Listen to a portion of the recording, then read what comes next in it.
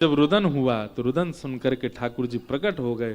ताशाम आविर्भूत सौरी स्मयमाय मुखाम्बुज पीतांबर धर श्रगवी साक्षान मनमथ मनमथ। ठाकुर जी प्रकट हो गए, पीतांबरी पहन करके ठाकुर जी प्रकट हुए। सब गोपियों ने ठाकुर जी को पकड़ लिया। बहुत चर्चा हुई ठाकुर जी की गोपियों के बीच में। भगवान बोले हम तो आपकी परीक्षा ले रहे थे, आप सबके प्रेम का भाव देख रहे थे। ठाकुर जी बोले अब महारास हो, और जितनी गोपी हैं उतने कृष्ण प्रकट हो गए और अब महारास हुआ। महारास हुआ, देवादिदेव महादेव शंकर भगवान दौड़े वृंदावन की ओर। महाराज कर रहे हैं ठाकुर जी, हम यहां कैसे बैठे रहे। जैसे ही पहुंचे गोपियों ने द्वार रोक दिए। कहां जा रहे हैं बाबा? भीतर। वो ठाकुर जी रास कर रहे हैं, हम रास कर में आए लाल जी के संग। गोपियां बोली भीतर केवल एक ही पुरुष जा सकते हैं और वो है योगेश्वर कृष्ण, उनके अलावा किसी भी पुरुष का प्रवेश निषेध है। महादेव बोले तो फिर हम क्या करें?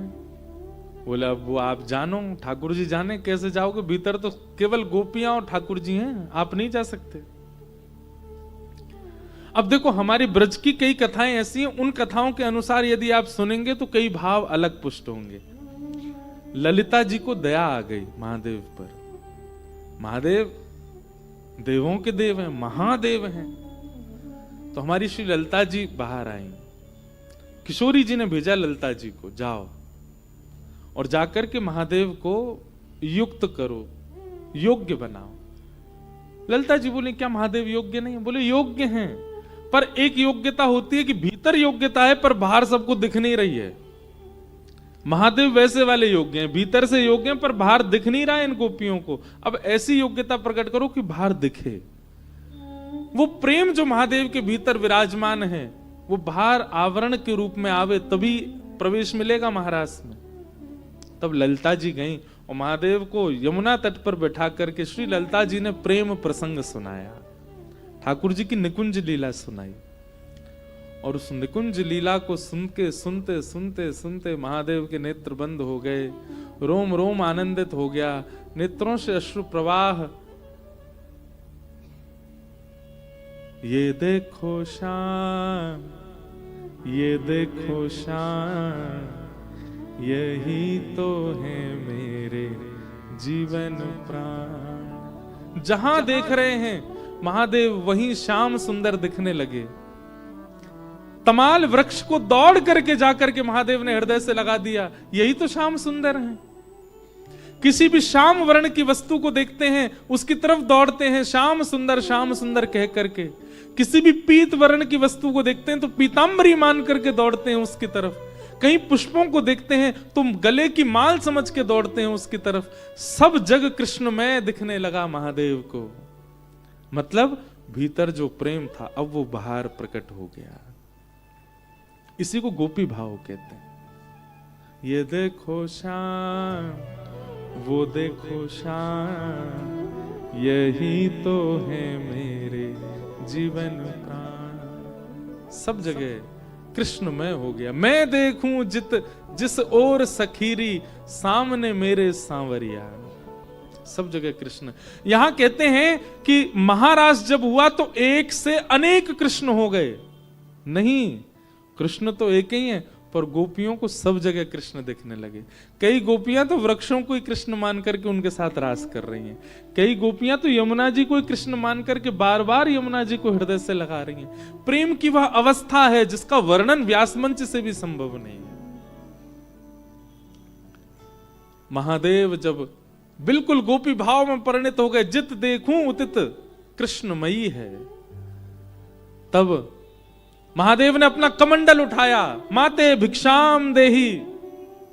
और महादेव जब भी कमंडल उठा के भिक्षा मांगते हैं तुरंत अन्नपूर्णा प्रकट हो जाती हैं कमंडल भरने के लिए।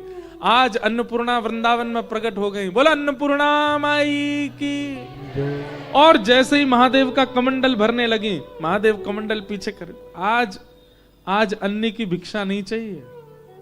अन्नपूर्णा मैया बोली तो फिर श्रृंगार की भिक्षा दो, आपका जो श्रृंगार है अन्नपूर्णा जी, वह श्रृंगार मुझे दीजिए। तब यमुना तट पर श्री ललिता जी ने और श्री अन्नपूर्णा माई ने महादेव का श्रृंगार किया। जो जटा सदा बंधी रहती हैं, जिन जटाओं में पूरा ब्रह्मांड बना रहता है, आज उनको मुक्त कर दिया है। यमुना के जल से धो करके केश बिल्कुल सुनहरे रंगीन महादेव के ऐसे प्रकट कर दिए हैं।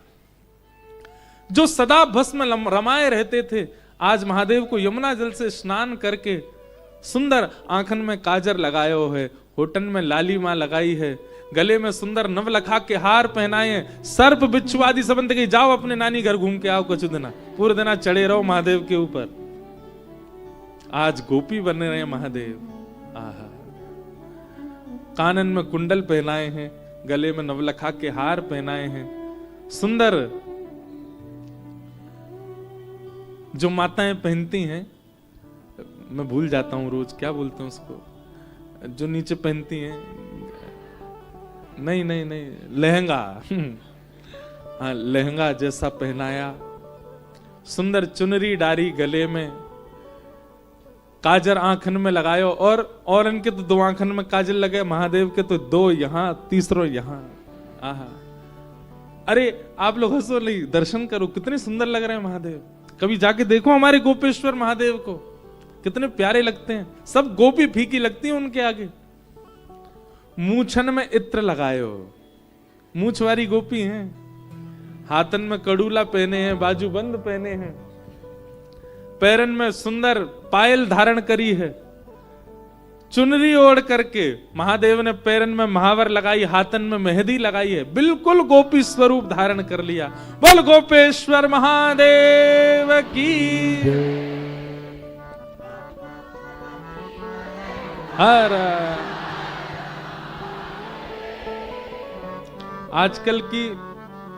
आजकल की पत्नियां दिखते हैं, हम लोग टीवी में आदि सब पति को टाई पहना रही हैं जूते, पर यहां अन्नपूर्णा मैया अपने पति को गोपी बना रही हैं। क्यों? प्रियतम से मिलने के लिए महादेव जा रहे हैं। एक बार हमारे ठाकुर जी महादेव बनकर के गए बरसाने। हमारे आज ये हमको कथा करने नहीं देंगे, ये छेड़ देते हैं कोई स्वर तो हमको फिर याद आ जाता है। एक दिन ठाकुर जी बड़े व्याकुल हो गए। अच्छा देखो, हमारे ब्रज की रीति ऐसी है कि रोज शाम सुंदर किशोरी जी से मिलते हैं। केवल साल में 15 दिन ऐसे होते हैं जिनमें ठाकुर जी किशोरी जी से मिल नहीं पाते। कौन से होते हैं? श्राद्ध के दिन। श्राद्धों में कोई उत्सव नहीं होता। ब्रजमंडल में 365 दिन उत्सव है, बस 15 दिन जो श्राद्ध के उनमें उत्सव नहीं होते। तो उसमें इसलिए उसमें सांझी उत्सव होता है हमारे ब्रज में। सांझी जानते हैं? सांझी में क्या होता है? रंगोली जैसी रंगों से सुंदर जल के ऊपर रंगोली बनाई जाती है, और उसका मतलब ये होता है कि बरसाने में बैठी श्री जी ठाकुर जी से मिलने का मन बना रही हैं, तो सांझी देख करके प्रसन्न हो जाती। नित्य लीलाएं गोपियां उसमें बनाते हैं। वो विस्तृत प्रसंग है सांझी का। सांझी उत्सव होता है। तो एक बार की बात है कि ठाकुर जी ने देखी कि महाराज श्राद्ध पक्ष आ गए, 10 दिन बीत गए, किशोरी जी दिखी नहीं है। सब ग्वाल बालन तो कहने लगे, हे ग्वाल बालों, किशोरी जी कैसे मिलेंगी? वो लाला अब तो एक काम कर, बोले कहा छग्म भेष धारण करके जा, कोई और भेष धारण कर ले।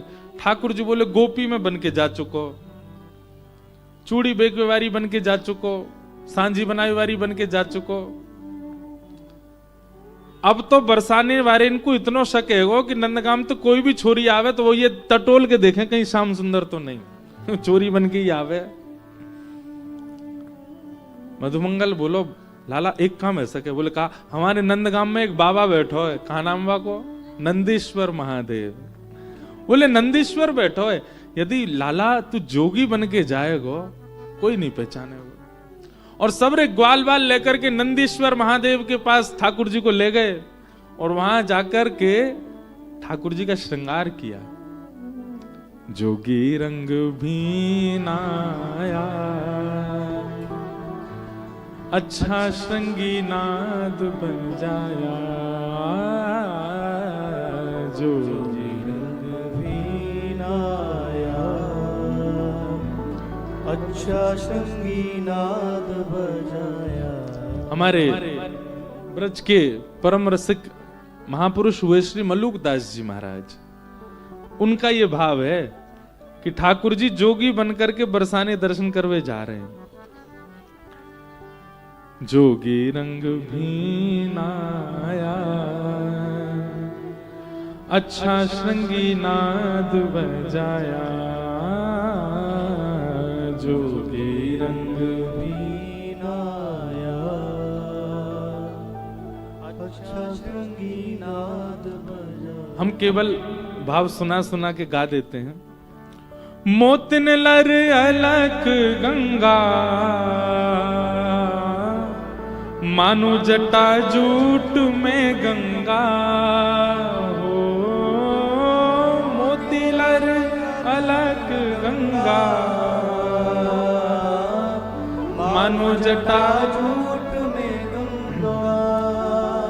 किशोरी जी से मिलवे जा रहे हैं ठाकुर जी। मधुमंगल बोलो लाला, तेरे लंबे लंबे घुंघराले केश हैं, इनकी जटा बनानी पड़ेगी। बोले कैसे जटा बनाओगे? सोई कहा क्यों महाराज, दही लेके आए और दही मैंने गोबर मिलायो और गोबर मिला के लाल जी के केशन की जटा बनाई। जटा बना करके महाराज बिल्कुल मध्य में जैसे महादेव की जटा, ऐसे ठाकुर जी की जटा बना दी लाल जी के। लाल जी बोले हमने कथा में सुनी है ये महादेव की जटा में तो गंगा निकले, मेरी कैसे निकलेगी? तो वर्णन कर रहे मोतिन लर अलक गंगा। एक पतले पतले मोतियों की माला लेकर के आए और वो माला तोड़ के नेक भीतर घुसा दी और नेक भीतर से ऐसे बाहर निकाल दी सब ग्वालान ने। तो मोती की लर निकल रही है। सब मधुमंगल से लाला देख कैसी गंगा निकल रही है, आहा दूर से देख के ऐसा लग रहा महादेव ही आ रहे का। ठाकुर जी बोले ऊपर को तो श्रृंगार है, और करो। तब ललाट में चंदन बिंदा, मानो किए भूषण इंदा हो। ललाट में चंदन बिंदा, मानो किए भूषण इंदा। ऐसा ऐसा चंदन लगाया मधुमंगल सीतामा तनसुका मनसुका धनसुका कि मानो ऐसा लग रहा है कि चंद्रमा ऊपर से उतर के माथे पे आ गो है, यही चंद्रमा धारण कर रखो। मानो किए भूषण इंदा, इंदा माने चंद्रमा। जोगी रंग भीनाया, अच्छा श्रृंगी नाद बजाया। किशोरी जी से मिलने के लिए हमारे ब्रज के लाला महादेव को रूप धारण कर रहे हैं। आहा। और अंग अंग भूषण बाजे, मानो सुर डमरू बाजे हो। अंग अंग भूषण बाजे, मानो सुर डमरू बाजे। हमारे मल्लुकदास जी महाराज कहते हैं, बोले ठाकुर जी छद्म भेष धारण करते हैं तो नंद भवन से जो पोशाक पहन के उसको उतारते नहीं है। क्यों? छद्म भेष को मतलब क्या है? किशोरी जी के दर्शन करते तुरंत उतार के सबरे नंद भवन भागनो है। तो यहाँ हमारे भीतर नंद भवन के आभूषण और नंद भवन की पोशाक पहन रखी है। आभूषणों से ठाकुर जी की ध्वनि आती है, पर आभूषण के ऊपर अगर कपड़ा रख दो तो ध्वनि जो है उसकी जो कांस होती है वो कम हो जाती है। ठाकुर जी ने जितने आभूषण पहने उनके ऊपर जब महादेव की तरह बागंबर आदि पूरा सब लपेटा है, तो जो अंदर के आभूषण है चलते समय उनकी तीखी आवाज तो आ नहीं रही है, वो ढम ढम ढम आवाज आ रही है। तो ऐसा लग रहा मानो डमरू बजाते हुए चल रहे हैं। आहा। ठाकुर जी को सर्वांगीण श्रृंगार है क्यों? मधुमंगल बोलो लाला, एक चिंता की बात है। बोले कहा? बोले जे जोगी बाबा महादेव है का जे भस्म लगावे अंग पे, और लाला तोय भी लगानी पड़ेगी। ठाकुर जी हम लगा दे। बोले पर भस्म तो शमशान ते आवे, शमशान को नाम सुनते ही ठाकुर जी तो दौड़न लगे, मैया के पास जाऊंगो मैं, मैया के तू कहा करेगो, शमशान ते लेके आवेगो भस्म। मधुमंगल श्रीदाम बोले लाला तू कहा डर रहो, हम ही नहीं जा पाएंगे शमशान, कहीं हुआ आगो तो हम कैसे जाएं। ठाकुर जी बोले अब श्रृंगार कैसे होगा मेरो।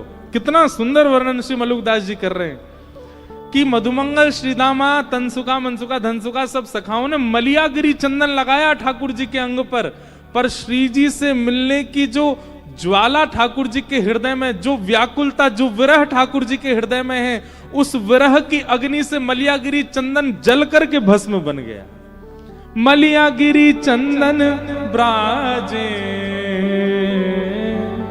मानो सुंदर भस्म ब्राजे हो, मलियागिरी चंदन ब्राजे मानो सुंदर भस्म ब्राजे। तीव्र उत्कंठा श्री जी से मिलने की ठाकुर जी के चित्त में जो है, उस उत्कंठा, उस विरह अग्नि से जो चंदन अंग पे लगा वही भस्म बन गया जल करके। ठाकुर जी जोगी बन गए। आहा, छोटो सा त्रिशूल ला के दे दिया। अच्छा त्रिशूल भी कैसा पता, कई कई वृक्षों की जो टहनियां होती हैं उनमें 3-3 टहनी निकल आती हैं, उन्हीं के पत्ता वत्ता तोड़ ताड़ के टेढ़ो मेढ़ो से त्रिशूल दे दियो। ठाकुर जी ले जा लाला, लग रहा बढ़िया जोगी। ठाकुर जी छोटे से जोगी बन करके बरसाने जा रहे हैं। मधुमंगल श्रीदामा कह रहे लाला विजयी भव, जीत के आइयो, श्री जी तो मिल के आइयो। ठाकुर जी पहुंच गए बरसाने, और बरसाने जाते महाराज डमरू बजा रहे, अलक निरंजन। बड़ी बड़ी गोपी नेक्स्ट से जोगी, और सब गोपी आके कहें अरे जोगी बाबा कौन सी मैया ने वन में छोड़ दियो तो छोटे से हैं। ठाकुर जी कह रहे हैं अपमान मत करे, भस्म कर दूंगा तो है, छोटा बालक ना हूं मैं, युग युगंत कर रहा हूं तपस्या। पहले मेरो कद 50 फीट हतो, तपस्या कर करके घिसको नेक्सो से रह गऊं। सब गोपी बात सुनकर के आनंदित हो रही है लाल जी की। अच्छा जोगी बाबा कहा करे, कैसी ब्रज की अंतरंग लीला तो अद्भुत है। क्यों महादेव ना हो मोहित ठाकुर जी पर, कैसी लीला करते हैं त्रिलोकीनाथ।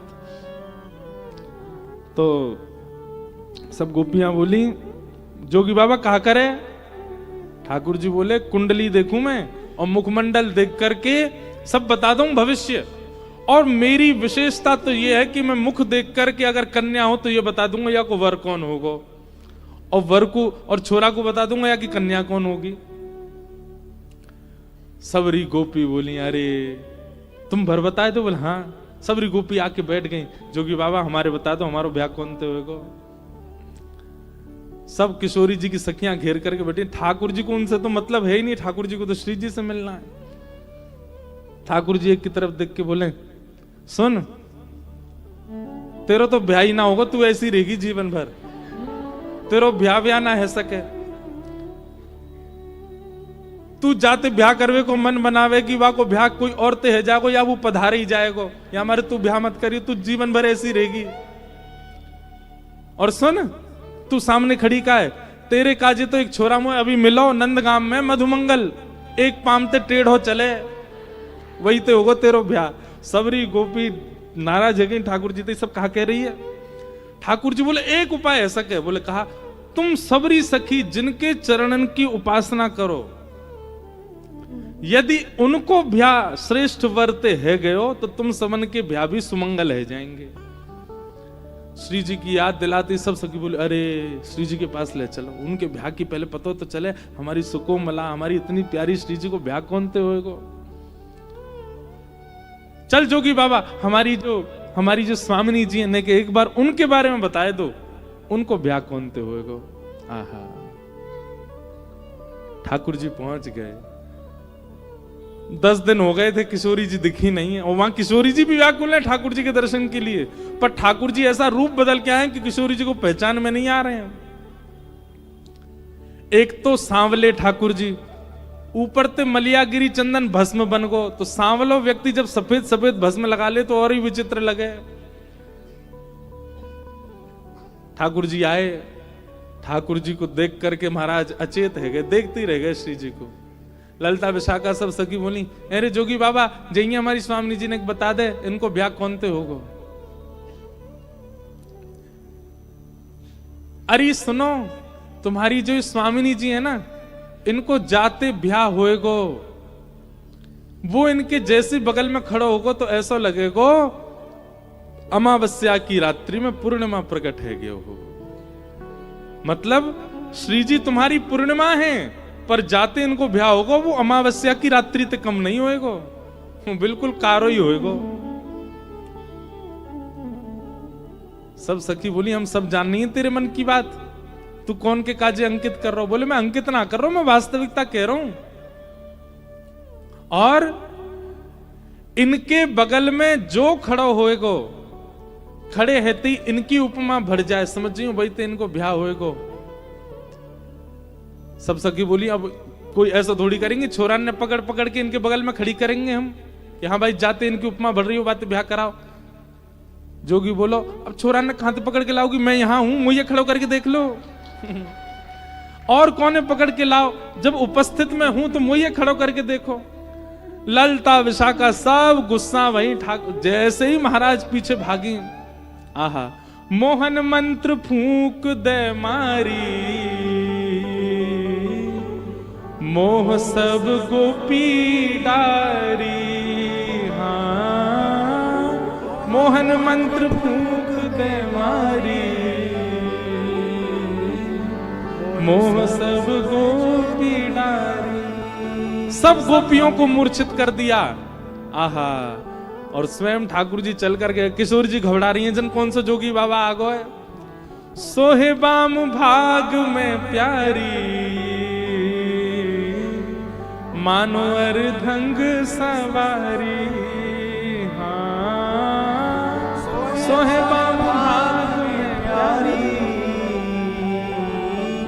मानो अर्धंग सवारी। सारी गोपियां तो मूर्छित हो गईं। ठाकुर जी चल करके गए, किशोरी जी के बगल में जाके खड़े है गए। और दिना तो लगती श्याम सुंदर और किशोरी जी खड़े हैं, पर आज ठाकुर जी के बगल में खड़े रहती ऐसा लग रहा हो साक्षात उमा पार्वती और महादेव खड़े भये हैं। ऐसा स्वरूप। किशोरी जी बोली, वृषभानु बाबा ते शिकायत कर दूंगी, कीर्ति मैया ते तुम्हारी शिकायत कर दूंगी। ठाकुर जी वाले श्री जी ने देखो तो सही मेरी ओर। तुरंत जल के पास गए और जल के पास जाके अपना मुंह पहुंच करके जैसे ही दिखायो श्याम सुंदर, किशोरी जी ने दौड़ करके ठाकुर जी को हृदय से लगा लियो। आप भी मेरे दर्शन के काजे कितनी योजना बना करके हमें आज जोगी बन करके आयो। किशोरी जी के दर्शन कर लिए, चरणन में प्रणाम कियो ठाकुर जी ने, थोड़ी देर रास विहार कियो और नृत्य आदि करके बोले अब सबरी गोपी सब उठ जाएंगी, इनकी सबकी जो मूर्छाएं टूट जाएगी, वहां से पहले मैं भाग जाऊं। आहा, ठाकुर जी दौड़ करके नंद भवन नंद गांव की ओर जा रहे हैं। सब ग्वाल बाल खड़े हैं, सब प्रतीक्षा कर रहे हैं, लाला फंसेगो कि निकर के आवेगो पतो नहीं। इतने में चौकड़ी मार के दौड़ते हुए ठाकुर जी आ रहे हैं। मधुमंगल सीधामा बोलने लगे, ऐसा लगे फंसको दिखे, दौड़ के आ रहा हूं, पीछे कहीं गोपी तो ना है। जैसे ही ठाकुर जी आए, मधुमंगल सीधाम बोले, लाला कहा भयो, कार्य सफल भयो कि नहीं, श्री जी के दर्शन भय कि नहीं। ठाकुर जी दौड़ते भय आए और दौड़ते भय आके मधुमंगल श्रीदामा के हाथ पकड़ के नृत्य करने लगे। जोगी छवि बावरो डोले, राधे राधे राधे बोले। हाँ जोगी छवि बावरो डोले, राधे राधे राधे बोले। हाँ राधे राधे राधे बोले। ओ राधे राधे राधे बोले। जोगी रंग भी नाया, अच्छा श्रृंगी नाद बजाया। जोगी रंग ना आया, अच्छा श्रृंगी नाद बजाया। यहां रास में महादेव गोपी का रूप धारण कर रहे हैं और वहां निकुंज में ठाकुर जी महादेव का रूप धारण कर रहे हैं। ऐसे हरिहर एक दूसरे से परस्पर प्रेम को प्रकट करते रहे और या परस्पर प्रेम की गंगा में हम और आप ऐसे ही गोते लगाते रहे। यही आनंद है। महादेव गोपी बन करके गए और महारास में ठाकुर जी के साथ आनंद किया। बोलो रास रासेश्वर भगवान की जय। रास का प्रसंग सुनाया गया। अब हम क्रम पूरा कर दें भागवत जी का। आज तो हमारा मन ही नहीं हो रहा था रास पूरा करने का, और भाव गाते जाएं, बस यहीं रास में ही कथा छोड़ जाएं ऐसा मन था, पर अनुष्ठानिक कथा है इसलिए क्रम पूरा कर देते हैं। रास पंचाध्यायी के उपरांत युगल गीत आया। युगल गीत के उपरांत कंस वध की कथा प्रारंभ हुई। नारद जी महाराज ने कंस से कहा कि तुम धनुर्यज्ञ करो और धनुर्यज्ञ में कृष्ण बलराम को दोनों को बुलाओ, देखने के लिए दोनों बालक आएंगे, छल से उनको मार देना। अक्रूर जी महाराज को वृंदावन भेजा गया ठाकुर जी को लाने के लिए।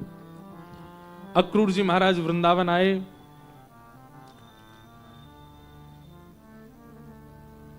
नंद बाबा से आकर के कहा कि महाराज कंस ने एक धनुर्यज्ञ किया है और उस धनुर्यज्ञ में आपके दोनों बालकों को पुरस्कार देने के लिए बुलाया है। बात सुनकर के ब्रजवासी प्रसन्न तो नहीं थे। मां ने तो मना ही कर दिया, बोले कोई हमें उपहार नहीं चाहिए और कंस से तो बिल्कुल ही नहीं चाहिए, नहीं जाएंगे मेरे लाला। लेकिन ठाकुर जी ने मन में विचार किया कि अगर हम ब्रज छोड़ करके नहीं गए, अब बहुत लंबी कथा है, बहुत विस्तृत कथा है। ठाकुर जी ब्रज छोड़ने के लिए राजी नहीं थे। एक प्रसंग आता है कि नारद जी महाराज ठाकुर जी से मिलने आए।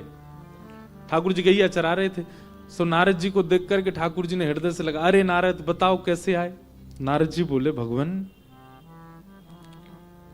गैया चराते रहोगे, ब्रजवासियों के बीच में बैठे रहोगे, बस यही करना है। कंस को कौन मारेगा?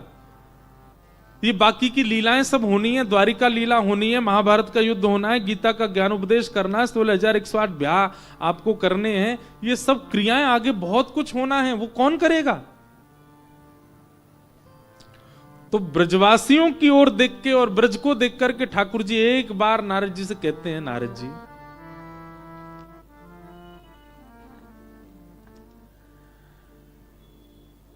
कोई और परमात्मा नहीं बन सकता,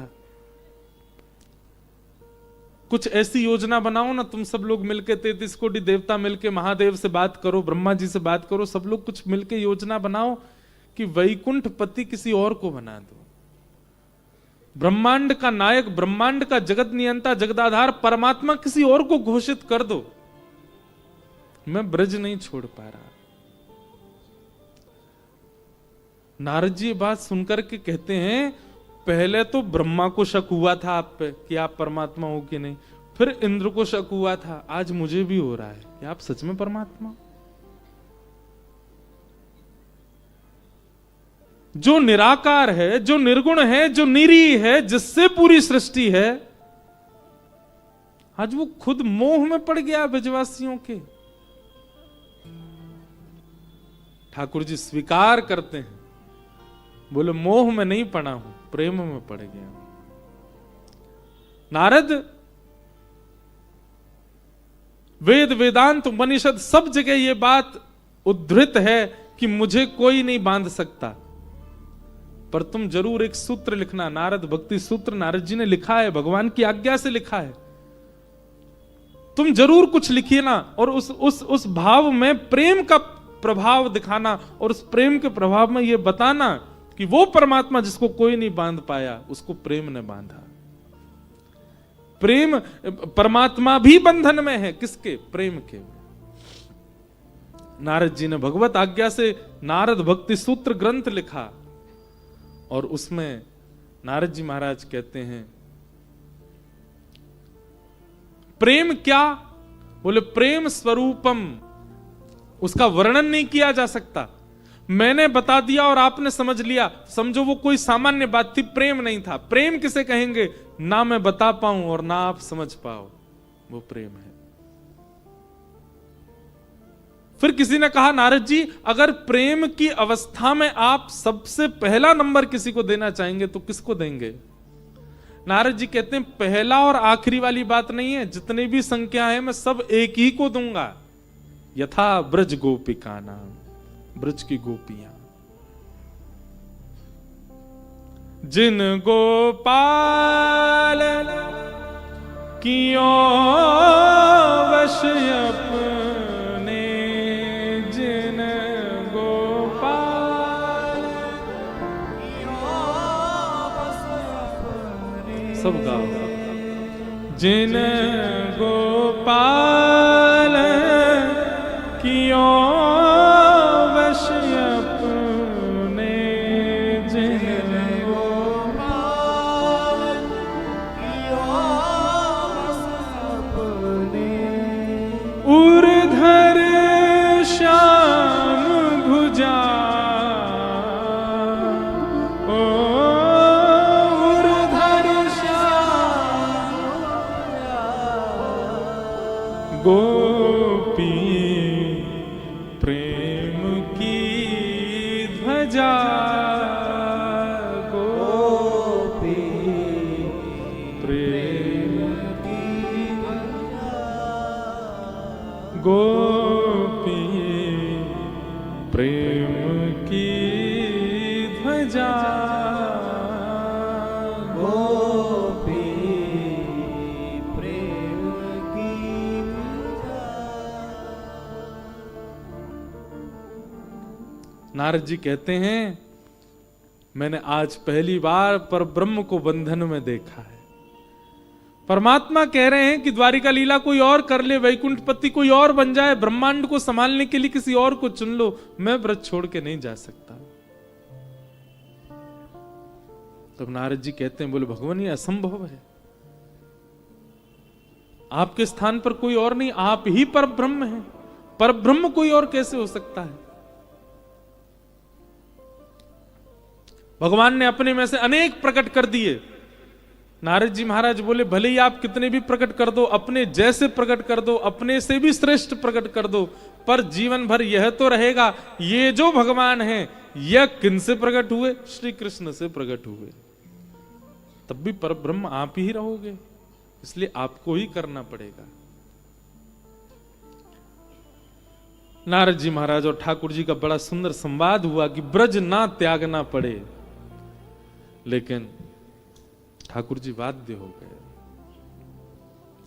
अक्रूर जी महाराज आए और ब्रजवासियों ने तो मना किया, पर ठाकुर जी ही ऐसा व्यवहार करने लगे। ब्रजवासियों से बोले हम बे आप सब तो यूं ही चाहो कि मैं यहीं बूढ़ो हो जाऊं, कहीं बाहर जाऊं ना, दुनिया के बालक मथुरा जामे, दुनिया के बालक दुनिया घूमे, पर मोते ऐसो प्रेम कर लियो सबन ने, मुंह कहीं जानना दे, मुंह कहीं आना दे, अरे मैं हूं बालक हूं, मेरो मन करे घूमबे को। ठाकुर जी की बात सुनकर के ब्रजवासियों को थोड़ा क्षोभ हुआ कि हम कहीं लाला के सुख में बाधा बन रहे हैं। तो सब ब्रजवासी राजी हो गए, ठीक है लाला चलो जा, पर कब आवेगो? ठाकुर जी बोले परसों आ जाऊंगा। और परसों का वचन देकर के ठाकुर जी मथुरा प्रस्थान कर गए। बहुत बड़ा प्रसंग है, बहुत विरह का प्रसंग है। यशोदा मैया की स्थिति, नंद बाबा की स्थिति, गोपियों की स्थिति, श्री जी की स्थिति, वृक्षों की स्थिति, ग्वाल बालों की स्थिति, गायों की स्थिति, यमुना की स्थिति, सबकी स्थिति का वर्णन किया गया। और ये तो तब है जब ठाकुर जी ये कह के जा रहे हैं कि मैं परसों आ जाऊंगा।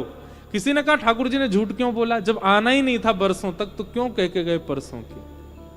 ठाकुर जी बोले अगर ये बोल दिया होता कि अब नहीं आएंगे, ब्रजवासी जीवित नहीं रहते।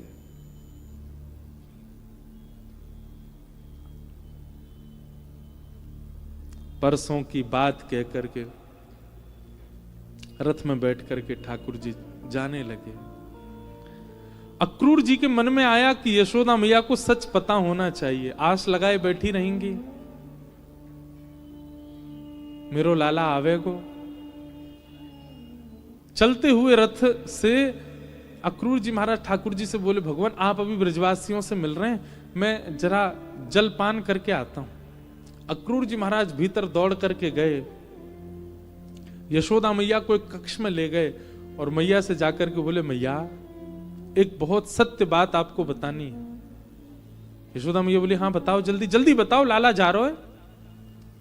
बोले, मां आज से 11 वर्ष 56 दिन पहले भादों के महीने अर्धरात्रि में कंस के कारागृह में वसुदेव और देवकी ने एक बालक को जन्म दिया था। यशोदा मैया बोली, हाँ वो सबको पता है, अष्टभुजी देवी जन्म हुई थी और कंस के सिर पर पाद प्रहार करके आकाश में चली गई थी, वही तो। अक्रूर जी बोले, नहीं, आपका जो पुत्र कृष्ण है यही है देवकी और वसुदेव का पुत्र। और जो अष्टभुजी देवी कंस के पाद प्रहार करके ऊपर गई वो आपकी कन्या थी। कंस से अपने बालक की रक्षा करने के लिए वसुदेव जी अर्धरात्रि में आए और आपके बगल में अपना पुत्र सुवा के आपकी बालिका ले जाकर के वहां दे दी। मां ये आपका पुत्र नहीं है, ये देवकी का पुत्र है। और मैं ये बात इसलिए बता रहा हूं कि अब ये लौट करके नहीं आएंगे। मां, लोग मेरे पर आक्षेप उठा सकते हैं कि मैंने यशोदा जी को यह बात क्यों बता दी, मुझे नहीं बतानी चाहिए थी। एक मां को इतना पीड़ा देने का मुझको कोई अधिकार नहीं, पर वह भी तो मां है जो कारागृह में 11 वर्षों से बंद है।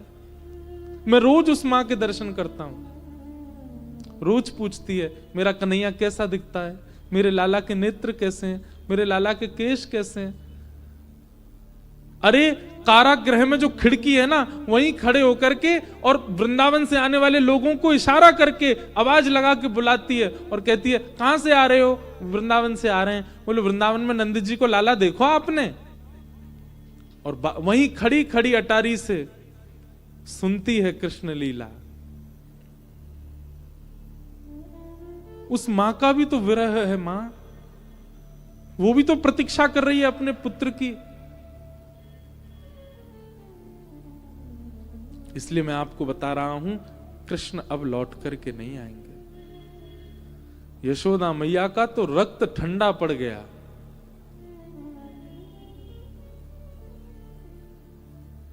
थोड़ी देर के लिए स्तब्ध हो गई। ये स्वीकार कैसे किया जा सकता है? ये विश्वास की बात ही नहीं है, ये सुन ही नहीं सकती है यशोदा मैया। अक्रूर जी कहकर के चले गए। यशोदा मैया ने जैसे तैसे संभाला, सब बाहर हैं, कोई नहीं है मां के पास। मां दौड़ी दौड़ी बाहर आई, रथ जा रहा है, पूरी लीला घूमने लगी। कैसे चलना सिखाया, कैसे बोलना सिखाया, कैसे उठना बैठना, अपने हृदय से लगा करके मणि के भांति घूमती हैं। और आज पता चला कि वो आपका पुत्र नहीं है। यशोदा मैया दौड़ने लगी रथ के पीछे। लाला रुक जा, कन्हैया नेक रुक जा, अरे मेरे कन्हैया नेक रुक जा। ठाकुर जी ने जैसी यशोदा मैया की आवाज सुनी, चलते हुए रथ से कूद पड़े ठाकुर जी। कूद करके दौड़ करके गए और यशोदा मैया को अंग से भर लिया। बोले, मैया तू काहे को परेशान है रही है, मैं आ जाऊंगा परसों। यशोदा मैया हंस रही है, नेत्रों से अविरल अश्रुधार गिर रहे हैं। अपने लाला के माथे को स्पर्श करती है, कानों को स्पर्श करती है, आंख छू रही है, नाक छू रही है, सारे अंगों का स्पर्श। क्यों? ताकि स्पर्श मेरे त्वचा को याद रहे, क्योंकि अब लाला आएगा नहीं लौट करके। एक एक अंग को यशोदा मैया छू रही हैं और सर्वांगीण अंग को स्पर्श करते हुए जैसे ही चरणों को छूने लगी, ठाकुर जी बैठ गए वहीं। मैया के हाथ पकड़ लिए। मैया जी कहा कर रही है तू, मेरे चरणन को काहे को छू रही है? दंडवत करने लगे ठाकुर जी। मैया ने लाला को उठाया, हृदय से लगा के बोले, लाला मुझको तो आज एक बात पता चली, इतने वर्षन से जाकू हृदय से लगा के घूम रही हूं, वो मेरो लाला नहीं है। तू तो देवकी को लाला है। ठाकुर जी ने जैसे ही सुना कि यशोदा मैया को ये बात पता चली, ठाकुर जी भी स्तब्ध हो गए।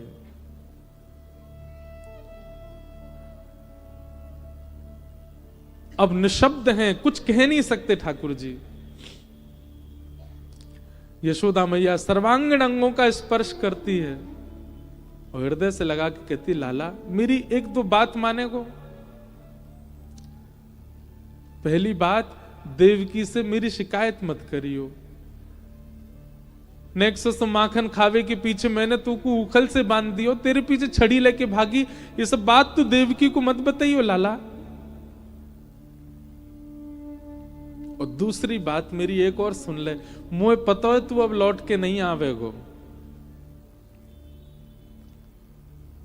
पर जब भी तेरे कान में ये बात पहुंचे ना कि यशोदा अपने प्राण त्याग रही है, बस वाह समय लाला तू कहीं भी हो, मैं तू को वचन दे रही हूं, मेरे प्राण तब तक नहीं निकलेंगे जब तक तू मेरे सामने नहीं आवेगो। बस मेरो लाला आ जाए, आके मेरो सिर अपनी गोद में रख ले, अपने लाला को देखते देखते बस अपने प्राण त्याग दूंगी। ये वचन दे लाला कि जब भी तू को पता चलेगी कि मेरे प्राण जा रहे हैं, तू आवेगो मेरे पास। ठाकुर जी ने अंक में भर लिया, यशोदा मैया को छोटे बालक के भांति लेट गए गोद में। ब्रजवासी सब खड़े खड़े देख रहे हैं, किसी को पता नहीं चल रहा है कि ये अंतरंग क्या चर्चा हो रही है, ये किस बात से इतने व्याकुल दोनों हो रहे हैं।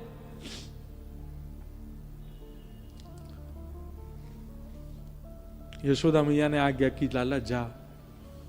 अरे मोह तो फिर भी इतना विरह नहीं, मैं तो सोच कर के मैं तो कुछ चाहूं तो रोक सकूं, पर मुझको देवकी दिखाई दे रही है, वो कितनी व्याकुल रह रही होगी। लाला जा, और जाकर के अपनी जन्मदात्री मां को सुख प्रदान कर। ठाकुर जी ने यशोदा मैया की रज को अपने माथे से लगाया, ठाकुर जी ने यशोदा मैया की चरण रज को अपने अपने अंग से लगाया, खूब सारी रज अपने अपने अपनी पीतांबरी में बांध करके ठाकुर जी और ब्रज को प्रणाम करके तुरंत रथ में बैठ गए और प्रस्थान कर गए। यशोदा मैया मूर्छित हो गई। तभी सब ब्रजवासी देखते रहे, वो लाला जा नहीं पावेगो, या को हमारी इतनी याद आवेगी, देखियो भाई कूद जावेगो चलते रहते ही, जा ही ना पावेगो। मधुमंगल श्रीदामा सब चर्चा कर रहे हैं, हमारे बगैर रही ना पावेगो। ये अभिनय कर रहे हो जावे को, देखियो अभी लौट के आवेगो। देखते देखते देखते रात्रि हो गई। रात्रि तक एक भी ब्रजवासी हिला नहीं। सबको लग रहा ठाकुर जी अभी आ जाएंगे, रही ना पावेगो हमारे बिना। पर ठाकुर जी चले गए। तब नंद बाबा ने सबको संभाला, सबसे कहा भैया चलो अपने अपने घर को चलो, लाला आ जाएगा।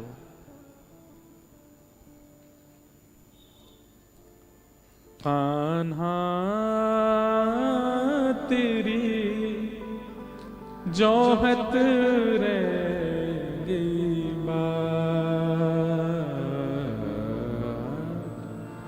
जोहत रह गई। हर दिन ब्रजवासी जाते हैं और मथुरा के द्वार पर, मथुरा के रास्ते पर जाके बैठ जाते हैं और शाम तक प्रतीक्षा करते हैं। और शाम को जाकर के यशोदा मैया से कहते हैं, मैया तेरो लाला आ जाओ, नहीं आयो। परसों की कह के गए हो भैया, बरसों है गए, आयो ही नहीं है। विरह व्याकुल ब्रजवासी। ठाकुर जी मथुरा गए। बहुत अद्भुत प्रसंग है बंधु। यहां प्रेम प्रेम दिखता है। अब अंतरंग कई बातें हैं, वो अवकाश नहीं है, नहीं तो मैं कहूं ठाकुर जी किस रूप से वृंदावन में ही छुप गए हैं। सब भाव कहने का मन तो है पर समय नहीं। ठाकुर जी मथुरा गए। मथुरा जाकर के कंस का वध किया कंस वध के बाद भगवान ने उग्रसेन राजा बनाए मथुरा के। ठाकुर जी स्वयं कभी राजा नहीं बने, द्वारिका का और मथुरा का दोनों का राजा उग्रसेन को ही बनाया। सांदीपनी गुरुकुल पढ़ने के लिए भगवान उज्जैन आए, अवंतिका, और उज्जैन आकर के भगवान ने सांदीपनी उपाध्याय जी से शिक्षा ग्रहण की। वहीं भगवान को एक सखा मिले जिनका नाम है सुदामा। श्रीदामा बचपन के सखा हैं, सुदामा ये भगवान के गुरुकुल के सखा हैं। भगवान को श्रीदामा सखा मिले। ठाकुर जी लौट करके फिर वापस मथुरा अध्ययन पूरा करके आए। मथुरा के राजकुमार ठाकुर जी हैं। ब्रज की बहुत याद आती है ठाकुर जी को। ठाकुर जी एक दिन रो रहे थे, नंद बाबा ने उद्धव जी को भेजा, तुम जाके लाला को शांत करो। उद्धव जी महाराज ठाकुर जी के पास गए। भगवान ने उद्धव को वृंदावन भेजा और कहा, उद्धव तुम जाके ब्रजवासियों को समझा दो, प्रेम में परस्पर पीड़ा होती है। बहुत ध्यान से सुनिएगा। यदि आपको असहनीय पीड़ा हो रही है तो इसका मतलब है कि आपका प्रेमी भी पीड़ित है। अगर आपको वृंदावन के दर्शन की, ठाकुर जी के दर्शन की असह्य उत्कंठा हो रही है तो इसका मतलब ठाकुर जी को उत्कंठा है आपसे मिलने की। आपके चित्त में नहीं आ सकती उत्कंठा, ठाकुर जी चाह रहे हैं आपसे मिलना, इसीलिए आप व्याकुल हो रहे हो। नहीं तो मंदिरों के प्रति, दर्शन के प्रति, ब्रज के प्रति, कथा के प्रति इतनी व्याकुलता नहीं होती। पर अथाह व्याकुलता होने लग जाए तो समझ जाना ठाकुर जी व्याकुल हैं आपके लिए। ठाकुर जी ने उद्धव को बुला करके कहा, ये सब ब्रजवासी मुझे बहुत याद करते हैं, इसीलिए मुझे भी इनकी याद आती है। उद्धव तुम जाओ और ब्रजवासियों को मेरा समाचार सुना करके आओ। उद्धव मेरी मैया से जा कहियो, उद्धव मेरी मैया से जा कहियो, तेरो लाला दुख पावे, मेरी मैया से जा कहियो, मेरी मैया से। हमारे ब्रज के रसिकों के बड़े भाव हैं। उद्धव जी से कहा, उद्धव तुम ब्रज जाओ और वृंदावन जाकर के सब ब्रजवासियों को मेरी सुध दे के आओ।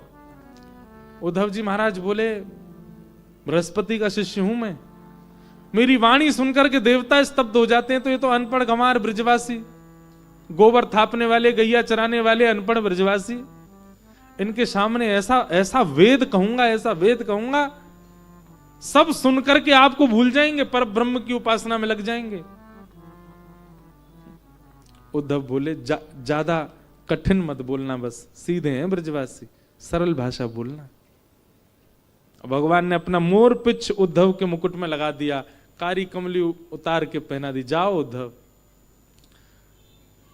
जाते जाते भगवान बोले, उद्धव कब आओगे लौट के? भगवान उद्धव जी बोले, कितने ब्रजवासी होंगे? 1,00,000 2 लाख ब्रजवासी हैं, शाम तक आ जाऊंगा, ये कोई बड़ी बात नहीं मेरे लिए। भगवान बोले, थोड़ा अहम शून्य होकर के जाना उद्धव, ब्रजवासी हैं वो। उद्धव जी महाराज ब्रज गए, 6 महीना बाद लौट करके आए। कितने महीना? और 6 महीना में स्थिति ये हो गई कि केश जटा बन गए उद्धव जी के, मुख काला पड़ गया उद्धव जी का, नेत्रों से अविरल अश्रुधार गिरती है उद्धव जी के। गए थे राजकीय वस्त्रों में, लौट करके आए तो चीर में आए थे, सारे वस्त्र चीर हो गए उद्धव जी के। क्यों? ऐसा प्रेम का पाठ पढ़ाया ब्रजवासियों ने, ऐसा प्रेम प्रकट किया ब्रज की ब्रजांगना गोपियों ने।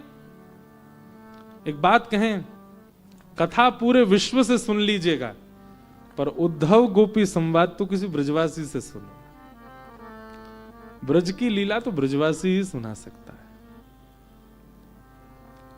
हमारे पूज्य पिताजी महाराज उद्धव गोपी संवाद जब बोलते हैं ना, ऐसा लगता है कि साक्षात उद्धव सामने खड़ा है और ब्रज की गोपियां, श्री किशोरी जी, राधा रानी,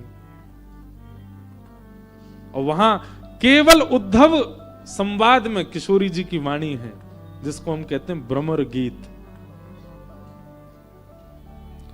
मधुपक तब बंधो मास्पृशांग्रिम सपत्न्या कुछ विलुलित माला कुंकुमश्मश्रुभिर्न बहतु मधुपतिस्तन मानिनी नाम प्रसादम यदु सदसि विडम्यं यस्य दूतस्त्वमिद्रक। एक भौरे को केंद्र मान करके उद्धव को सुना रही है हमारी श्यामा जी, इसीलिए यहां लिखा है गोपी उवाच, एक गोपी बोल रही है। और वो एक गोपी कौन है? पूज्य रमन रेती वाले महाराज जी कहते हैं ठाकुर जी को कितव यानी कि कपटी, ये शब्द है कितव, ये बोलने की सामर्थ्य और किसी में है ही नहीं, ये तो एक ही बोल सकती है। इसको व्याज स्तुति कहते हैं। अब ये बहुत विस्तृत प्रसंग है, सब इनको सबको स्पर्श भी नहीं कर पाऊंगा मैं, इतना अद्भुत भाव, और कहीं चले गए तो हमारी फ्लाइट छूट जाएगी। काशी वाले तो चाह रहे हैं छूट जाए पर अगर हमारा उत्सव नहीं होता ना 11 तारीख से, हम एक बात बहुत व्यास मंच से कह रहे हैं, हम ये कथा 10 दिन की कर देते अपने आप ही। आप चाहते ना चाहते तो भी हम 3 दिन एक्स्ट्रा करके जाते हो, और उत्सव है। कर चुका हूं मैं, भक्तमाल जी की कथा हुई थी जयपुर में, 7 दिन की कथा 9 दिन तक करी हमने। 2 दिन एक्स्ट्रा जबरदस्ती यजमान से बोली करो व्यवस्था, करेंगे 2 दिन एक्स्ट्रा, मन कर रहा है कथा का। और वो इतने प्रेमी हो गए, अब उन्होंने 1 महीना का समय लिया है, बोले 1 महीना सुनेंगे महाराज जी। मैंने कहा ठीक है, तो अवकाश नहीं है, नहीं तो मैं तो अपने वश में हूं, मैं तो 2 दिन और सुना दूं। लेकिन सब विषय बहुत सुंदर, और ये सब जगह होती है कथा, पर ऐसे भाव नहीं उमड़ते। यहाँ ऐसा लगता महादेव बैठे हैं कथा में, वही सुन रहे हैं। काशी का प्रभाव और प्रवाह, कथा सब जगह होती है पर प्रेम सब जगह प्रकट नहीं हो पाता। काशी में अनुभव हो रहा है, और हुआ है, हर बार ही हुआ है। जितनी बार काशी आए उतनी बार हुआ है। तो उद्धव जी को ज्ञान उपदेश किया गोपियों ने, किशोरी जी ने पढ़ाया उद्धव को। उद्धव जी 6 महीना बाद लौट करके गए। भगवान बोले अरे उद्धव तू तो शाम तक आने वाला था। उद्धव जी महाराज ठाकुर जी से जाके विनती पता है क्या करते हैं? बोले आप मुझे अगर कुछ देना चाहते हो, आशा महो चरण रेणुज श्याम हम श्याम वृंदावने किमपि गुलमलतोषधीना। हे नाथ, अगर मुझे आप कुछ देना चाहते हैं तो एक वरदान दे दीजिए। क्या? द्वारिका का आधिपत्य, मथुरा का आधिपत्य, वैकुंठ का आधिपत्य किसी और को सौंप के मेरे संग में और आप दोनों वृंदावन चले और सदा वृंदावन रहे। हमें कहीं नहीं जाना नाथ, सब छोड़ दीजिए। ये मथुरा आपके लायक नहीं है, आगे वाली द्वारिका आपके लायक नहीं है, महाभारत आपके लायक नहीं है, आपके लायक केवल ब्रजवासी हैं। उनका प्रेम आपके अधिकार का है। नाथ वहीं चल दो ना, सब छोड़ दो, चलो मेरे साथ, में ले जाने आया हूं आपको। भगवान ने गाढ़ आलिंगन किया उद्धव का। बोले उद्धव आज मैं कह रहा हूं, सब जगह निधियों का वर्णन किया ना भगवान ने, मासों में ये मैं हूं, दैत्यों में प्रहलाद में हूं, पुष्पों में ये मैं हूं, ग्रंथों में ये मैं हूं। भगवान कहते हैं यदुवंशियों में उद्धव मैं ही हूं, ये मेरा ही रूप है, मुझ में और उद्धव में कोई भेद नहीं। भगवान बोले उद्धव तुझे पता है मैंने क्यों भेजा था ब्रज? क्यों? बोले अब परसों मथुरा पर चढ़ाई होने वाली है, जरासंध चढ़ाई करेगा, और उसकी चढ़ाई के बाद हमें मथुरा छोड़ के जाना पड़ेगा। तो मेरे मन में बस यही था कि आगे की यात्रा पर मैं जाऊंगा, मेरे साथ चलता फिरता ब्रज हो, और वो तू बन चुका है। अब तेरे अंदर ब्रज समाहित हो गया। मुझे जब किशोरी जी की याद आएगी मैं तुझे देख लूंगा, मुझे जब नंद बाबा यशोदा का स्मरण होगा मैं तेरा दर्शन कर लूंगा उद्धव। मुझे जब वृंदावन की स्मृति होगी तुझे अपने हृदय से लगाऊंगा उद्धव। तू ब्रज है मेरे लिए। मैं एक बात कहता हूं बंधुओं, सबका प्रेम गाया गया व्यास मंच से। मीरा का प्रेम सबने सुना, किशोरी जी का प्रेम सबने सुना, ब्रजवासियों का, गोपियों का प्रेम सबने सुना, पर कृष्ण का प्रेम कोई नहीं जानता। हमारे ठाकुर जी कितने प्रेम करते हैं ब्रज से।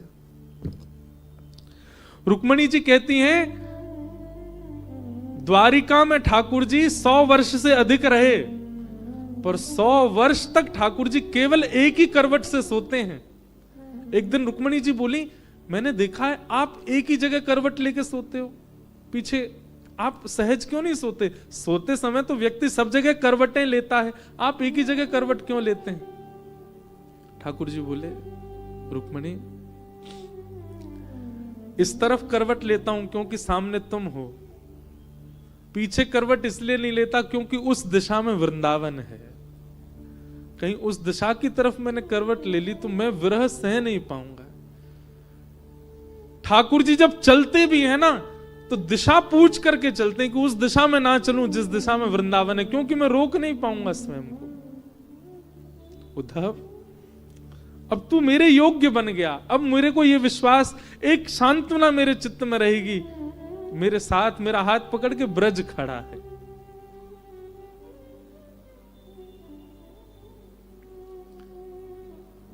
दुनिया जानती है अर्जुन भगवान का मित्र है, पर ये हम और आप जानते हैं कि उद्धव भगवान का प्राण है।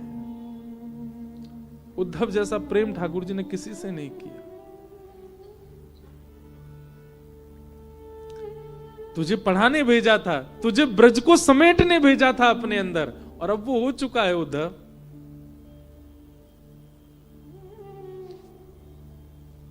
अब मुझे चिंता नहीं, अब मुझे पीड़ा नहीं है, तू है ना मेरे साथ, तू ब्रज ही है, चल उद्धव। और जरासंध ने 17वीं बार चढ़ाई की, तब तक भगवान, कई कारण बताए जाते हैं। जरासंध ने 17 बार चढ़ाई की, भगवान ने क्यों नहीं मारा जरासंध को? प्रतीक्षा कर रहे थे भगवान उद्धव की। और जैसे ही उद्धव आ गया, 17वीं बार 18वीं बार जैसी चढ़ाई की, भगवान ने युद्ध नहीं किया, रण छोड़ के भाग गए। क्यों? अब ब्रज है मेरे साथ, और पहुंच गए द्वारिका।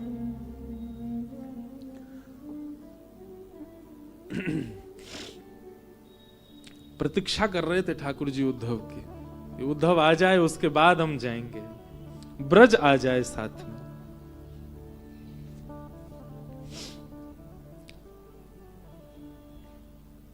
दो प्रसंग,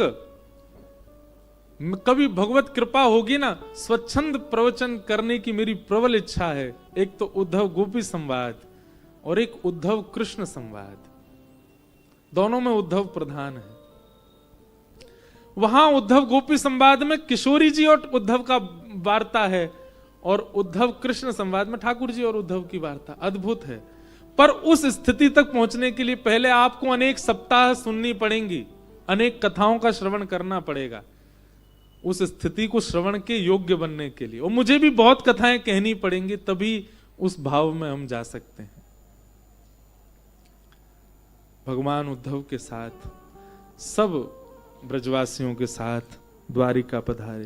बोलो रण छोड़ राय भगवान की, द्वारिकाधीश की। ठाकुर जी द्वारिका पधारे। बलराम जी का विवाह रेवत राजा की पुत्री रेवती के साथ हुआ,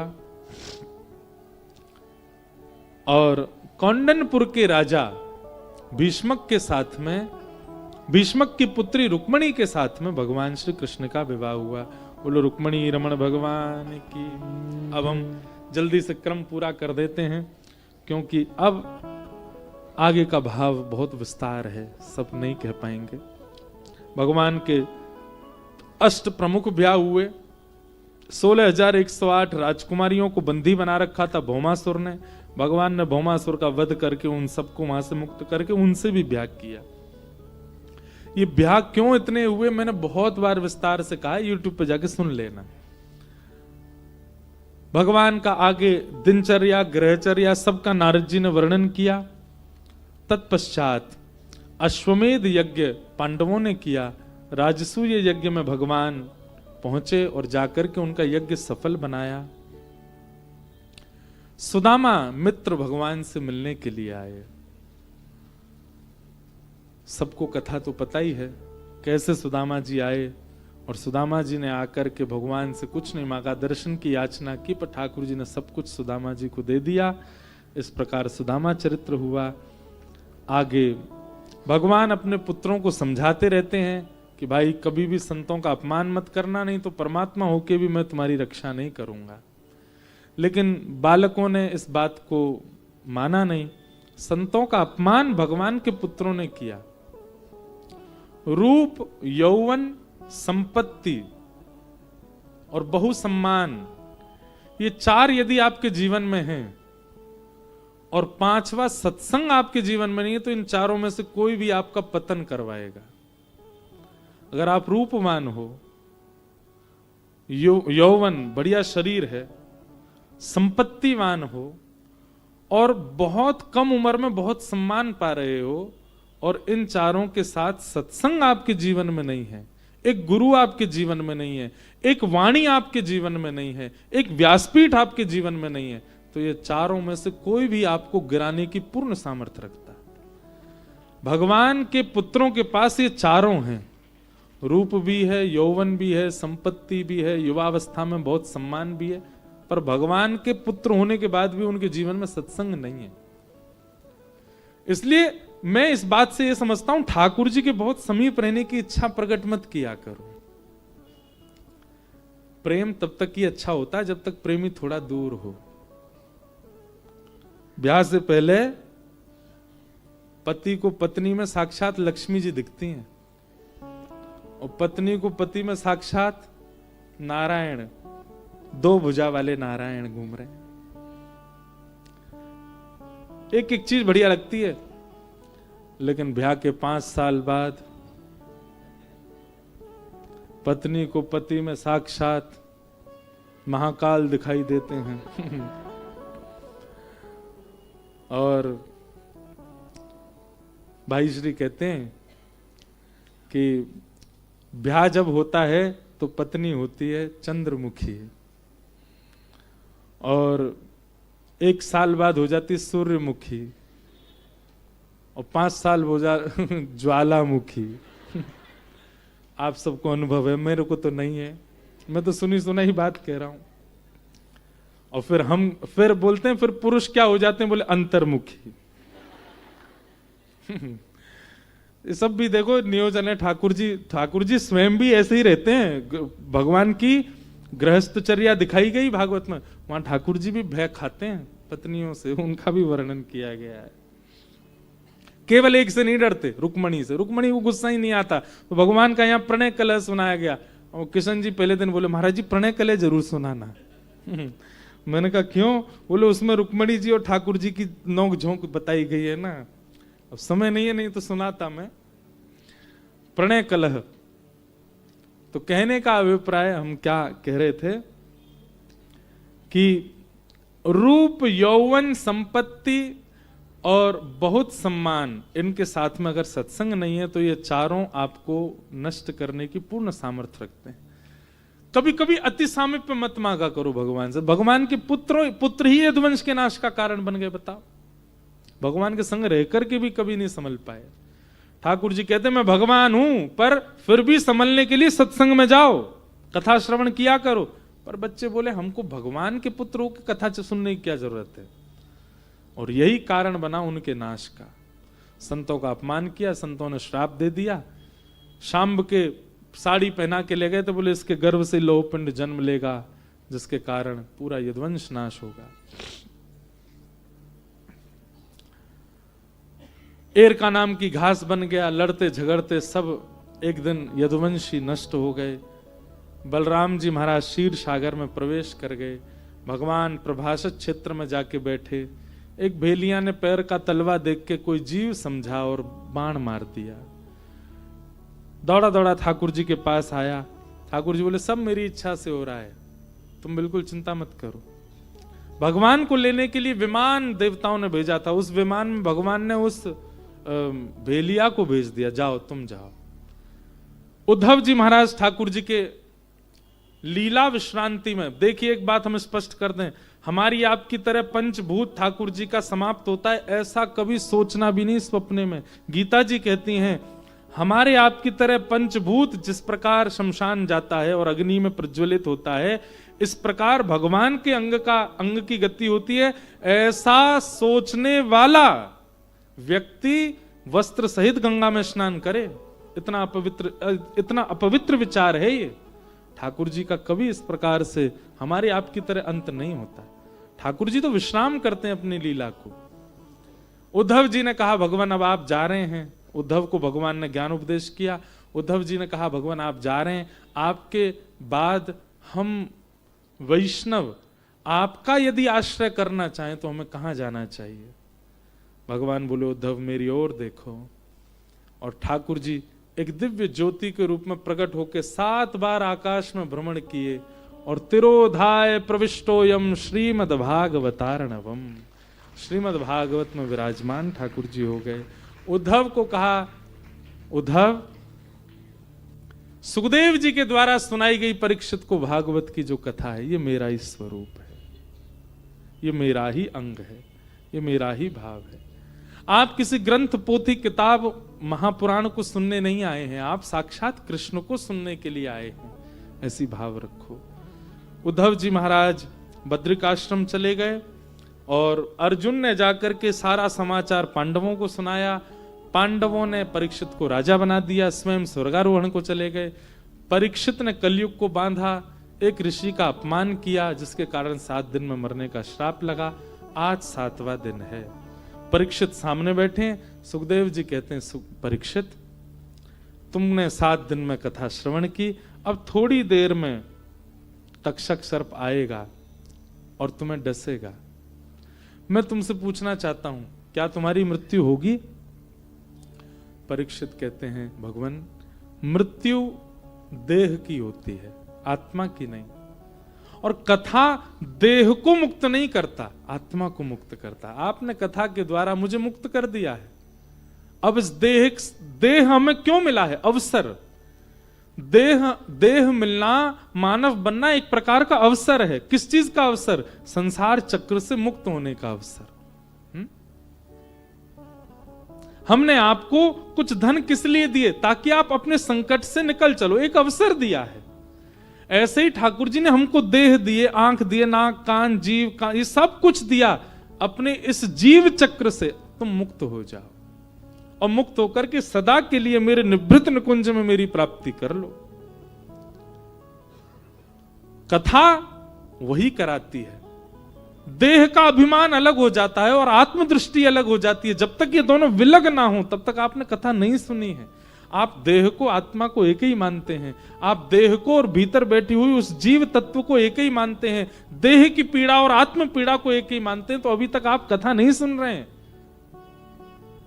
ये परिवर्तन देह का और जीवात्मा का विलग जिस दिन हो जाए उसी दिन समझिए अब आप भक्ति पथ के राही बन गए हैं। देह की मृत्यु होती, आत्मा की नहीं। आत्मा तो परमात्मा में विलीन हो जाता है। ये प्रश्न का उत्तर सुनते ही सुखदेव जी अपने व्यास मंच पर खड़े हो गए। बोलो सुखदेव जी महाराज की जय। सब श्रोताओं ने व्यास जी को प्रणाम किया और श्री शुकाचार्य जी व्यास मंच से उतर करके वन की ओर प्रस्थान कर गए। तक्षक सर्प आया। अब यहां पर नाभा गोस्वामी जी क्या कहते हैं भक्तमाल जी में? नाभा जी कहते हैं तक्षक सर्प ने डसा नहीं और तक्षक सर्प के डसने से परीक्षित नहीं मरे। तो बोले जैसे ही सुखदेव जी व्यास मंच से उठे हैं और उठ करके चले गए हैं, कथा के विश्राम के विरह में प्राण निकल गए परीक्षित के। उनका देह बचा था, पांच भौतिक देह का अंतिम संस्कार तक्षक सर्प ने आकर के किया। ये नाभाजी कहते हैं भक्तमाल में। तक्षक सर्प के डसने से परीक्षित के प्राण नहीं गए हैं।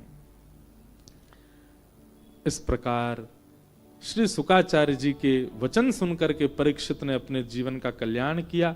एक दिव्य विमान आया और श्री परीक्षित जी की दिव्य चेतना उसमें विराजमान हो गई और भगवत धाम को प्रस्थान करने लगी। बोलो भागवत महापुराण की, काशी विश्वनाथ भगवान की।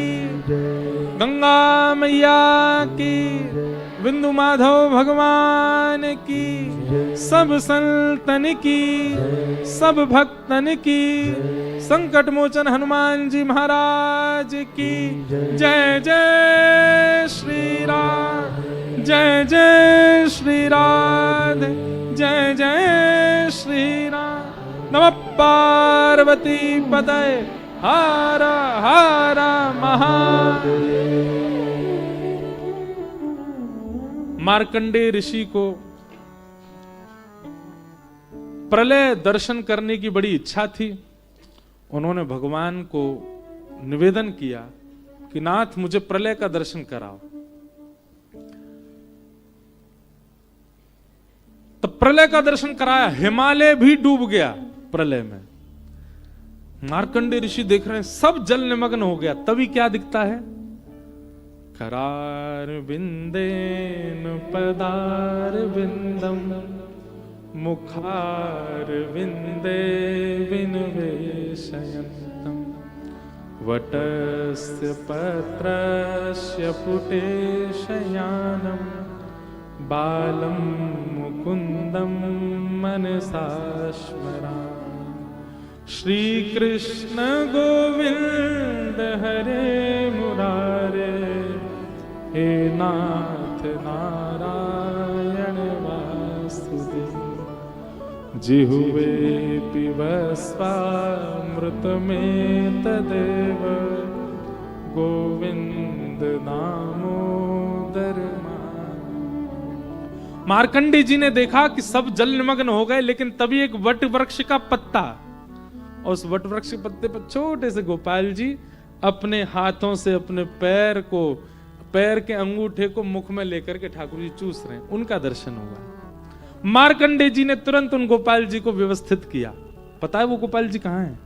काशी में, आपके बनारस में। और कहां है? गोपाल मंदिर। श्री गोपाल मंदिर में श्रीमद वल्लभाचार्य जी के जो ठाकुर जी गोपाल जी विराज रहे हैं छोटे से, ये वही ठाकुर जी हैं जिन्होंने प्रलय कालीन समय पर मार्कंडेय ऋषि को वटवृक्ष के पत्ते के ऊपर दर्शन कराया, काशी में विराजमान। और ठीक उन्हीं के बगल में जो युगल ठाकुर जी हैं, वो द्रौपदी और अर्जुन के सेवा के ठाकुर जी, वो भी काशी में विराजते हैं। ऐसे गोपाल जी के हमने दर्शन किए एक दिन कथा में जाके। और यहीं इस प्रकार की कुछ कथाओं के साथ भागवत जी का कथाक्रम यहाँ विश्राम होता है। सब जो जो कथाएं रह गई सबको हम प्रणाम करते हैं। भागवत जी का अंतिम श्लोक सब लोग मेरे साथ बोलेंगे। नाम संकीर्तनम यस्य, नाम संकीर्तनम यस्य। 3 बार सब लोग मेरुदंड सीधा करके बैठें, शुद्ध उच्चारण कीजिएगा। नाम संकीर्तनम यस्य, नाम संकीर्तनम यस्य। सर्व पाप प्रणाशनम, सर्व पाप प्रणाशनम। प्रणामो दुख समनः, प्रणामो दुख समनः। तम नमामि हरिं परम, तम नमामि हरिं परम। नाम संकीर्तनम यस्य, नाम संकीर्तनम यस्य। सर्व पाप प्रणाशनम, सर्व पाप प्रणाशनम। प्रणामो दुख समनः, प्रणामो दुख समनः। तम नमामि हरिं परम, तम नमामि हरिं परम। नाम संकीर्तनम यस्य, नाम संकीर्तनम यस्य। सर्व पाप प्रणाशनम, सर्व पाप प्रणाशनम। प्रणामो दुख समनः, प्रणामो दुख समनः। तम नमामि हरिं परम, तम नमामि हरिं परम। तम नमामि हरिं परम, तम नमामि हरिं परम। तम नमामि हरिं परम। तम नमामि हरिं। जय जय श्री राधे, जय जय श्री राधे, जय जय श्री राधे। पार्वती पते हर हर महादेव। सब काशीवासियों को हमारा जय श्री कृष्ण, जय सिया राम, जय श्रीमन नारायण, हर हर महादेव। हमारे इस कथा के निमित्त मात्र जिनको ठाकुर जी ने इसी कथा के नहीं अनेक कथाओं के लिए चुना हुआ है, ऐसा संपूर्ण जालान परिवार, केशव जी, कानू जी, किशन जी, पूरा परिवार सब इतने आनंद में भर करके, और इनकी पूरी फुलवारी तो वैसे भाई जी की है, आप भी फुलवारी हैं। इस बगीचे को, जालान बगीचे को नियोजित तो भाई जी ने किया, और जहां सुंदर पुष्पों के बगीचे होते हैं ना, वहां भौरे अक्सर आया करते हैं। और हम कथा वक्ता, संत जन, वैष्णव जन, ये कौन है? ये सब भौरे ही हैं। भौरे कौन हैं? जो श्री जी का संदेश ठाकुर जी को दें, ठाकुर जी का संदेश श्री जी को दें, वही भ्रमर हैं। तो जहां सुगंधित पुष्प होते हैं, भौरों को तो आना ही पड़ता है। भारत के सब शीर्ष संतों का आशीर्वाद इस परिवार को है। हमारा ये सौभाग्य कि इन परिवार के नियोजन में विश्वनाथ भगवान के चरणों में अपनी वाणी को पवित्र करने का अवसर मिला। मैं बहुत भाग्यशाली मानता हूं अपने आप को कि महादेव की ये सेवा करने का अवसर मिला। माँ, जिन माँ की पुण्य स्मृति में ये पूरा क्रम निर्विघ्न रूप से, जबकि इतनी संख्या में यहाँ लोग हैं कि महाराज विशाल पंडाल भी होता तो भी छोटा पड़ता, पर आप लोगों ने इस पूरे पंडाल को पुष्पक विमान की तरह बना दिया। जितने लोग आए, कहाँ से भी जगह बनी गई, भले ही खड़े होकर के गए। भगवान भी जब साकेत गए थे तो कई लोग खड़े खड़े गए थे उसमें, विमान में। क्यों? बैठने की सबको जगह नहीं मिली। लेकिन फिर भी आप सब लोग, इतने युवा लोग सब आए। कोई अपने कॉलेज में झूठ बोल के आया, कोई अपने घर पर झूठ बोल के आया। कोई बात नहीं, झूठ बोल के कहीं गलत जगह तो नहीं गए ना। उद्देश्य अगर आपका शुद्ध है तो वहां झूठ भी धर्म बन जाता है। अगर उद्देश्य गलत है तो झूठ पापकारी होता है। आप सब जो यहाँ आए हैं, सबको मैं प्रणाम करता हूँ। जिन माँ की स्मृति में हमने यह भागवत का क्रम किया, ऐसी जिनका नाम ही उमा पार्वती स्वरूपाई है, निश्चित ही महादेव के श्री चरणों में वे विराजमान हैं। उनका हम सब लोग नेत्र बंद करके स्मरण करते हैं, बारंबार उनको प्रणाम करते हैं। निश्चित ही उन्होंने ही ठाकुर जी को कहा होगा कि हमारे परिवार के लोग सब कथा करा रहे हैं, ऐसी व्यवस्था आप कीजिए कि सब निर्विघ्नता से, आनंद से संपन्न हो। और वैसे विघ्न कथाओं में आते ही नहीं हैं। अगर कुछ ऐसा लग भी रहा है कि ये विघ्न है, तो वो विघ्न नहीं है, उसके प्रति सकारात्मक भावना रखो। कुछ तो ठाकुर जी का नियोजन था। हमें पता चला था कल जब हम गए थे, तो हमसे केशव जी बोले कि महाराज जी, उमा जी का जब भगवत धाम गमन हुआ तो हमने उनके नेत्र जो हैं, वो पहले ही उनका भाव था कि अगर किसी जरूरतमंद के काम आ जाएं, तो उन्होंने डोनेट किया था। तो उनके मन में एक प्रश्न आया, महाराज जी क्या कहीं वो कोई गलत तो नहीं है ना इस प्रकार से। अब देखिए, हम कह रहे हैं मानव सेवा ही माधव सेवा। तो अगर हम जा रहे हैं, देखिए एकमात्र इंसान ऐसा है जिसकी मृत्यु के बाद उसकी त्वचा किसी काम की नहीं। बाकी जीव भी कहीं ना कहीं कथाओं में सेवा करवा रहे हैं अपनी। यहाँ पर भी जो साज बज रहे हैं, ये भी तो कहीं ना कहीं कोई जीव का ही पुण्य फल है कि वो कथा के कीर्तन में ही बज रहा है। कितने लोग, कितने जीव, सबके कार्य आते हैं। परम मानव भी अगर अब हमारे जाने के, सबको पता है हमको जाना है, पर हमारे जाने के बाद हमारा कुछ किसी के कार्य आ जाए तो इसमें कोई दोष नहीं है। अंगदान महादान है। अगर इसके प्रति किसी की, अच्छा एक और बात, इस पर हम थोड़ा बोलना इसलिए बोल रहे हैं क्योंकि कई बार क्या होता है कि जब ऐसी स्थिति घर में बनती है ना, तो बाकी के लोग जो होते हैं वो लोग फिर यहां से इतने ज्यादा नाजुक हो चुके होते हैं कि उनको फिर वो अच्छा नहीं लगता कि क्यों हो रहा है अंगदान, नहीं होना चाहिए। नहीं, तो इसलिए जो भी अंगदान का मन बनाए पहले सबसे आज्ञा लें, माता पिता गुरु आदि सबसे, कि भाई हमारा भगवत धाम गमन हो। उसके बाद हम चाहते हैं कि जो जो किसी के कार्य आ जाए वो हो। और विशेष रूप से नेत्र, कई लोग सूरदास हैं पृथ्वी पर, यदि नेत्र किसी के कार्य आ जाए तो ऐसी भावना रखना कोई बुरा नहीं। आपने ये प्रश्न किया था तो मेरा यही कहना है कि उसमें कोई दोष नहीं है, करना ही चाहिए। हमारे बाद भी हमारी किसी क्रिया से व्यक्ति अपने जीवन को श्रेष्ठ बना रहा हो, इसमें कोई दोष नहीं है।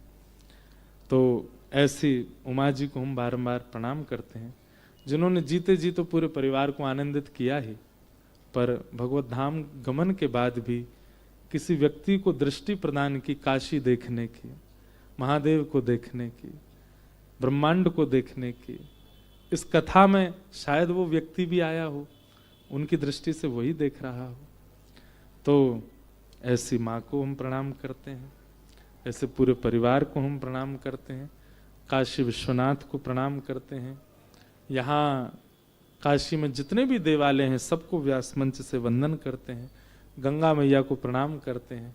आप सब काशीवासियों के आगे एक ब्रजवासी नतमस्तक होकर प्रणाम करता है।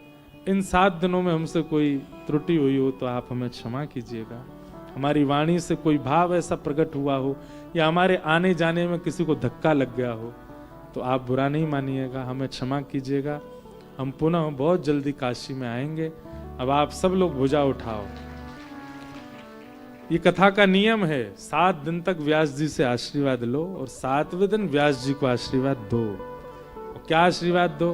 हे व्यास जी, आप ऐसे ही कथा करते रहो और कथाओं के माध्यम से हम आप सब लोग भक्ति पथ के राह पर चलते रहें, भक्ति पथ पर चलते रहें। जीवन का उद्देश्य हमारे राघवेंद्र सरकार श्री ठाकुर जी कभी प्रसन्न होकर के हमें स्वीकार कर लें, इसी उद्देश्य के साथ कथा का क्रम हम यहाँ विश्राम करते हैं। नमः पार्वती पतये हर हर। आज जिनको भी अवसर मिले हमारी तरफ से महादेव को जरूर कुछ दे करके आना। क्या दे के आना? कथा का कोई भाव वहां सुना करके आना और महादेव से कहना जल्दी बुलाओ, काशी में फिर से कथा हो, हम फिर से आए, फिर से यह आनंद हो। ऐसी भावना के साथ अपनी वाणी को विराम देते हैं। गोविंद गोविंद गाइए रे, भजो राधे गोपाल कृष्ण गाइए। गोविंद गोविंद गाइए रे, भजो राधे गोपाल कृष्ण गाइए। गोविंद गोविंद गाइए रे, भजो राधे गोपाल कृष्ण गाइए। गोविंद गोविंद गाइए रे, भजो राधे गोपाल कृष्ण गाइए। गोविंद गोविंद गाइए रे, भजो राधे गोपाल कृष्ण गाइए। गोविंद गोविंद गाइए रे, भजो राधे गोपाल कृष्ण गाइए। गोविंद गोविंद गाइए रे, भजो राधे गोपाल कृष्ण गाइए। गोविंद गोविंद गाइए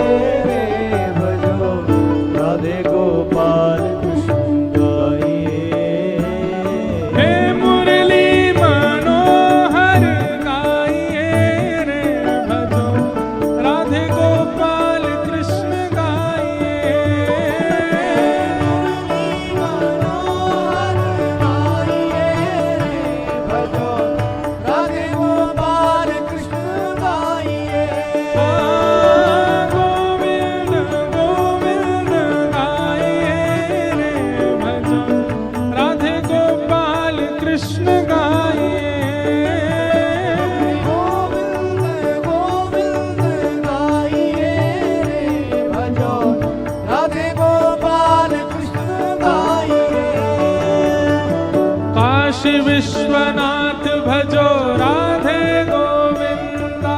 काशी विश्वनाथ भजो राधे गोविंदा। काशी विश्वनाथ भजो राधे गोविंदा। काशी विश्वनाथ भजो राधे गोविंदा। वेणुगोपाल भजो राधे गोविंदा। वेणुगोपाल भजो राधे गोविंदा। बिंदु माधव जी भजो राधे गोविंदा। बिंदु माधव जी भजो राधे गोविंदा। बिंदु माधव जी भजो राधे गोविंदा। बिंदु माधव जी भजो राधे गोविंदा। भजो राधे राधे राधे राधे राधे गोविंदा। भजो राधे राधे राधे राधे राधे गोविंदा। राधे राधे राधे राधे राधे गोविंदा। राधे राधे राधे राधे राधे गोविंदा। वृंदावन चंद भजो राधे गोविंदा।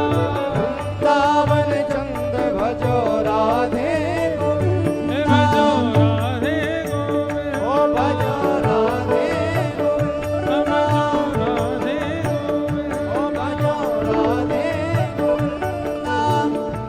अभी यहाँ कुछ आप सबको धन्यवाद ज्ञापन होगा, उससे पहले कोई जामे नहीं, बस एक पंक्ति गा करके कथा को विराम करेंगे। जिनकी कृपा से यह रस प्रकट वृंदावन अभिराम। जिनकी कृपा से यह रस प्रगटो वृंदावन अभिराम। सप्त निधिन को ही उजियारो। सप्त निधिन को ही उजियारो। हम सबको मिलवावे वारो। हम सबको मिलवावे वारो। यह आनंद करवावे वारो। यह आनंद करवावे वारो। विश्वनाथ को अति दुलारो। विश्वनाथ को अति ही दुलारो। हे हमारो गिरधर लाल। वृंदावन प्यारो वृंदावन। वृंदावन प्यारो वृंदावन। हे श्री वृंदावन मेरो वृंदावन। श्री वृंदावन मेरो वृंदावन। यह आनंद करवावे वारो। यह आनंद करवावे वारो। हम सबको मिलवावे वारो। हम सबको मिलवावे हे वारो। हमारो गिरधर लाल। वृंदावन मेरो वृंदावन। श्री वृंदावन मेरो वृंदावन। हे श्री वृंदावन प्यारो वृंदावन। श्री वृंदावन प्यारो वृंदावन। जय राधे